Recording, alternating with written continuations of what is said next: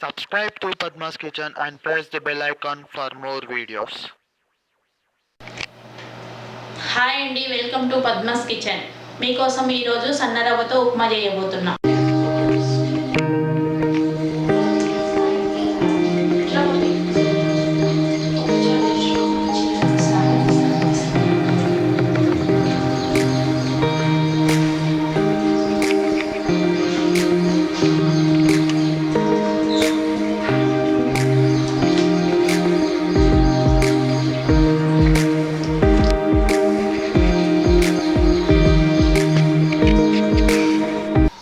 ఉప్మాకు కావలసిన పదార్థాలు: 3 గ్లాసుల రవ్వ, హాఫ్ టీ స్పూను జీలకర్ర, ఆవాలు, మినప్పప్పు టీ స్పూను శనగపప్పు, 1 టీ స్పూను పల్లీలు, 2-3 మిరపకాయలు, కరివేపాకు, ఉల్లిగడ్డ, ఉప్పు, నూనె. ఇప్పుడు స్టవ్ ముట్టించుకోవాలి. ముట్టించుకున్న తర్వాత ఒక గిన్నె పెట్టుకోవాలి. గిన్నె వేడెక్కినాక ఈ రవ్వని గిన్నెలోకి వేసుకొని ఒకసారి మంచిగా కలుపుకోవాలి. వేడిలో పెట్టాలి, మంట చిన్నగా చేసుకొని కొద్దిగా పచ్చి వాసన వేయడానికి వేయించుకున్నాక ఒక హాఫ్ టీ స్పూన్ నూనె పోసుకోవాలి. హాఫ్ టీ స్పూన్ అంతా నూనె పోసుకోవాలి. నూనె పోసుకొని ఒక 5 నిమిషాలు వేయించుకోవాలి.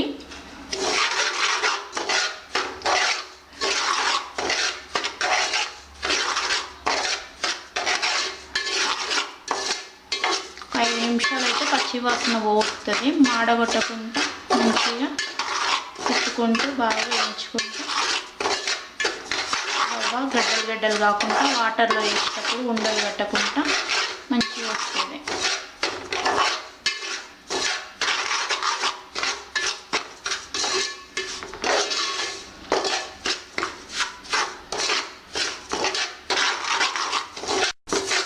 ఇట్లా 5 నిమిషాల తర్వాత చూస్తే ఇట్లా పొడిగా ఇట్లాగా అయిపోతుంది. పచ్చి వాసన వెళ్ళిపోతుంది, బాగుంటుంది. ఇప్పుడు ఒక గిన్నెలోకి తీసుకుందాం. తీసుకొని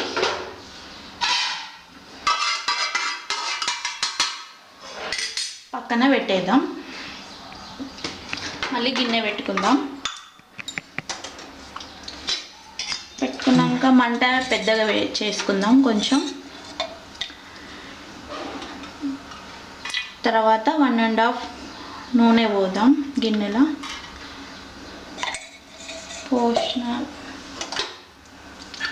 నూనె పోసినాక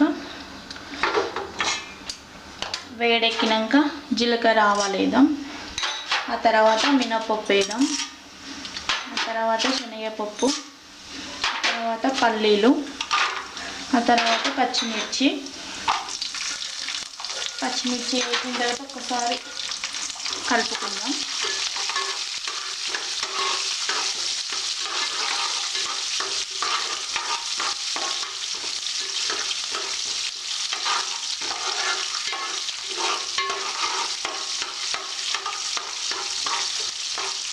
కొద్దిగా ఈ కలర్లో వచ్చినాక ఇలా అయిన తర్వాత ఉల్లిగడ్డ వేద్దాం.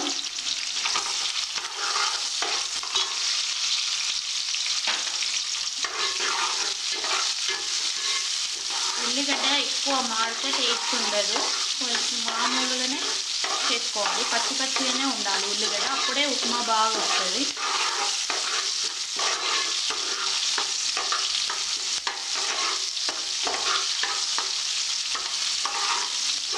తర్వాత కరివేపాకు వేద్దాం.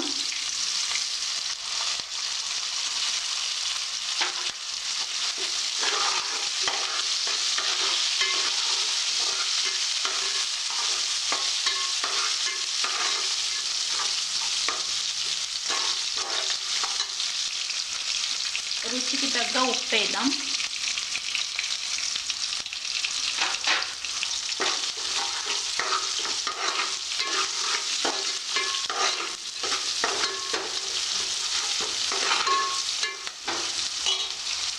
ఇప్పుడు 3 గ్లాసుల రవ్వ తీసుకున్నాం కదా, 3 గ్లాసుల రవ్వకు ఈ పెద్ద గ్లాస్తో పావుసేరు గ్లాస్తో 3 గ్లాసుల నీళ్లు పోద్దాం.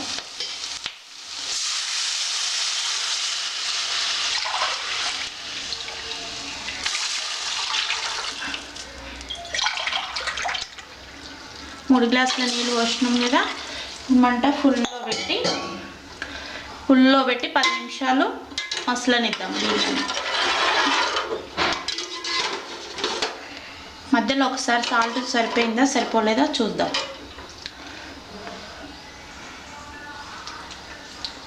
సరిపోయింది, కరెక్ట్గా వచ్చింది.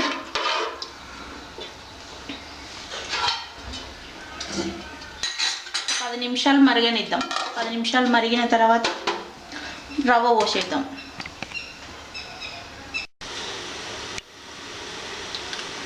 పది నిమిషాలు అయింది కదా. ఇప్పుడు మూత తీసి చూద్దాం. ఇట్లా మసులుతుంటాయి నీళ్ళు, బాగా మసిలినాయి. ఇలా నీళ్ళు బాగా మసిలినాక మంట సిమ్లో పెట్టుకోవాలి.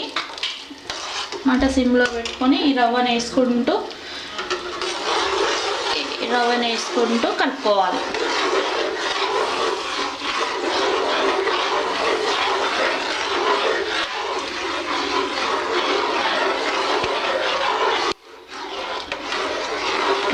ఇట్లా కలుపుకుంటే ఉప్మా గట్టిగా కాకుండా మంచిగా ఉండలు లేకుండా ఇలా వచ్చేస్తుంది. మంచిగా ఉండలు లేకుండా కలుపుకొని ఇంత బాగా వస్తుంది. తర్వాత ఒక 3-4 నిమిషాలు సిమ్లో పెట్టేసి మూత పెట్టేసుకొని పెట్టుకుంటే ఉప్మా పర్ఫెక్ట్గా వస్తుంది.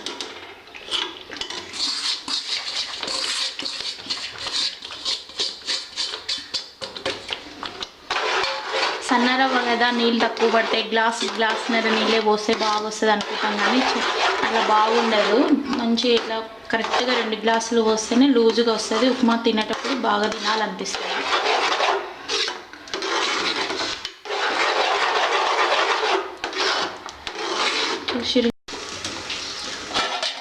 సన్నటి మంట మీద పెట్టేసాం కదా. 3-4 నిమిషాలు పెట్టేస్తే ఇట్లా వచ్చేస్తుంది. ఒక్కసారి ఇట్లా కలుపుకొని మంచి దగ్గరికి అనుకొని చూస్తే ఎంత బాగా ఉడికింది చూడండి. ఒకసారి ఎంత బాగా ఉడికిందో ఇట్లా మంచిగా వచ్చేస్తుంది. చాలు, మళ్ళీ ఎక్కువసేపు పెడితే గట్టిగా అయిపోతుంది, తినేటప్పుడు ఇబ్బందిగా ఉంటుంది. ఇప్పుడు స్టవ్ కట్ చేద్దాం. ఇప్పుడు స్టవ్ కట్ చేసినాం కదా, తీసేద్దాం. స్టవ్ మీదకి వెళ్ళి తీసేద్దాము. తీసిన తర్వాత ఒక బౌల్లో పెట్టేద్దాం.